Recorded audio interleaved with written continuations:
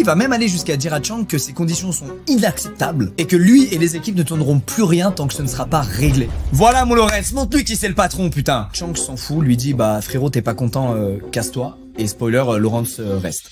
Il a juste eu un petit coup de testo, je crois. Bon, du coup, certains acteurs se barrent directement par leurs propres moyens. C'est le cas de Irena Violet, une actrice qui chope très régulièrement la crève puisqu'on la force à se maquiller en extérieur. Sauf que Irena, bah, elle a une tenue de sirène en slip, donc elle passe des heures tous les jours dans le froid. Chang refuse ce départ et il lui dit écoute, si tu veux partir, tu dois me rembourser de l'intégralité de ce qu'on t'a payé jusque là. Ce qui est honteux, on est d'accord, elle a fait son taf, voilà, les conditions sont infâmes, elle a le droit de se barrer et d'abandonner. Et rappelez-vous ce petit détail, la prod, quand ils sont tous venus en avion, ont pris les passeports des acteurs. Et donc Chang refuse de lui rendre son passeport si elle ne le rembourse pas. En gros, elle est prisonnière quoi, elle peut pas rentrer chez elle. Face à ça, Irena en panique, elle appelle le consulat américain pour avoir de l'aide et le consulat lui conseille tout simplement de fuir. Hop là, c'est un film dans le film, opération évasion pour Irena et son copain qui bossent aussi sur le tournage. En pleine nuit, ils vont sauter de la fenêtre de leur hôtel et courir vers le commissariat le plus proche avant d'être escortés jusqu'à la station de train qui les emmènera ensuite vers Shanghai. De là, le consulat leur délivre un passeport d'urgence et ils s'enfuient à tout jamais de la Chine.